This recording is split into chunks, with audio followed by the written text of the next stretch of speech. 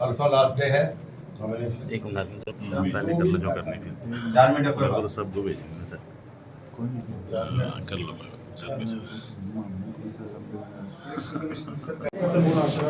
कानूनी तौर पे कोई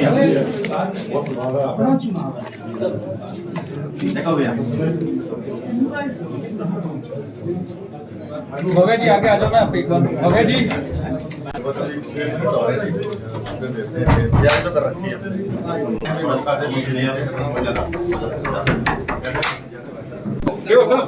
हम पत्रकारों दोबारा बनाएंगे।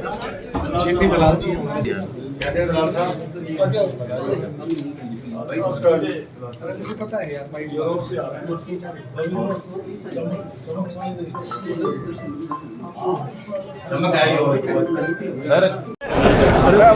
बिश्नोई का फार्म आज भरा गया है। आदमपुर की जनता का पूरा आशीर्वाद इस नौजवान के साथ है।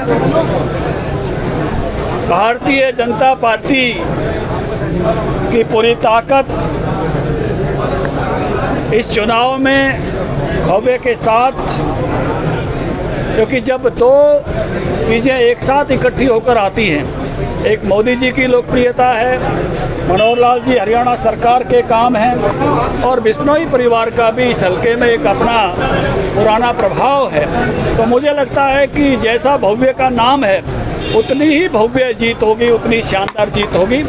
चुनाव बहुत ही अच्छे वातावरण में संपन्न होगा और एक रिकॉर्ड जीत जो है इस चुनाव में होने वाली जी।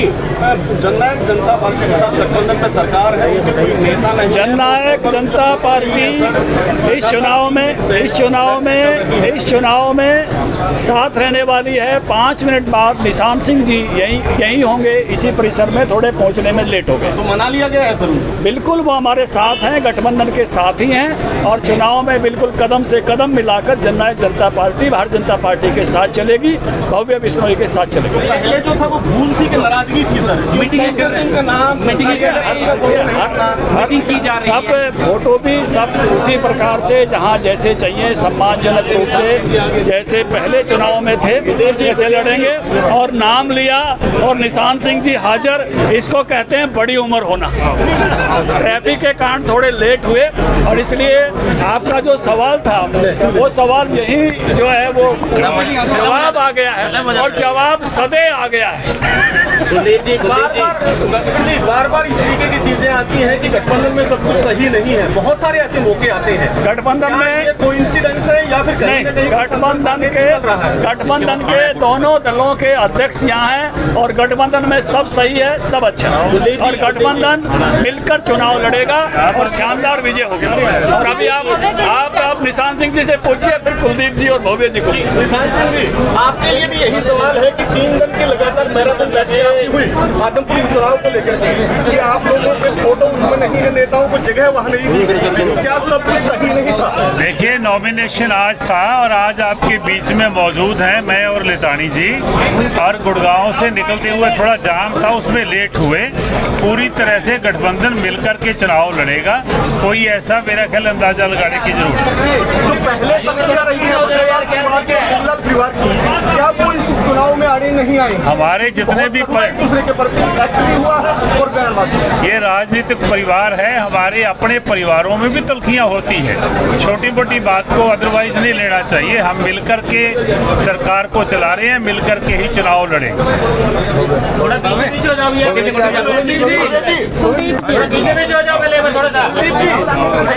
आपके लिए भी है। जननायक जनता पार्टी, आपकी भारतीय जनता पार्टी जो है उसमें भागीदार है, उनके पोस्टर से फोटो गायब हो जाते हैं। चुनाव कार्यालय में उनका फोटो नहीं है, ये भूल होने का कारण क्या है?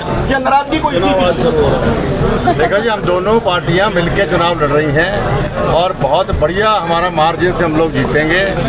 हमारा तीनों का जो विडन हुआ, पहले हम अलग लड़े थे तीनों, अब तीनों एक साथ हो गए।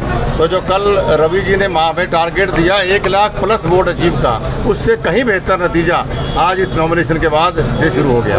आम आदमी पार्टी भव्य को विदेशी उम्मीदवार बता रही है। अब आम आदमी पार्टी ने क्यों सीरियसली लिया? और कोई और लेता नहीं सीरियसली उनको। उनका कोई वजूद नहीं है, उनके पास ना मुद्दे हैं, ना नीति, ना नीयत है। तो मुकाबला उनका काम सिर्फ विष फैलाने का है। हरियाणा और आदमपुर के लोग बहुत समझदार लोग हैं, उनके बहकावे में नहीं है। आपके पिछले कुछ बयान बड़े वायरल हैं सर। लेकर जो है हल्के में जाएंगे और वोट मांगेंगे। नरेंद्र मोदी जी की नीतियां, खट्टर साहब के किए हुए काम और हमारे परिवार का इतिहास, ये तीनों मुद्दे लेके हम जाएंगे। लोगों का आशीर्वाद बहुत बढ़िया अभी ऑलरेडी हमें मिल रहा है और उससे आगे बढ़ा के काम करेंगे। कांग्रेस अभी तक मंथन कर रही है। लंबे समय से आदमपुर में विकास नहीं हुआ है। आप भी पहले आरोप लगाते रहे हैं कि हमेशा ही विपक्ष में आदमपुर रहा है। क्या लग रहा है इस बार कुछ देखिए, दशा पौने बदलेगी? 300 करोड़ रुपए के काम में 2.5 साल में माननीय खट्टर जी से प्रार्थना कर करके करवा चुका हूँ। कोई रिकॉर्ड देख रहा है, मैं खुला चैलेंज करता रहा हूँ। मेरे ऑफिस में पूरा डेटा है और 530 करोड़ के काम ज्वाइनिंग के बाद मेरे भी पाइपलाइन में। तो ये विकास नहीं हुआ है, ये जो बातें सिर्फ विपक्ष वाले करते हैं। आपने कांग्रेस का पूछा था, मैं हुड्डा साहब को यही कहना चाहूँगा, भाई कोई कैंडिडेट लड़ने तैयार क्यों नहीं? तो आप बापू बेटा में से कोई आ जाओ, कोई बेटा देख लेंगे मैदान के। सर इसी तरीके के सर आपके कुछ पुराने बयान हैं, भव्य जी के भी उसमें पुराने बयान है लगातार वायरल, जो माननीय मुख्यमंत्री मनोहर लाल जी के ऊपर भी आपने कटाक्ष किया था और सरकार को लगातार आप कटघरे में लेते आए हैं। आप कैसे उनको काउंटर करेंगे? लगातार हुआ है। गलतियां इंसान से होती है। अभी हमें सही ठिकाना मिल गया है और पूर्ण रूप से नरेंद्र मोदी जी की नीतियों से आज पूरा हिंदुस्तान प्रभावित है।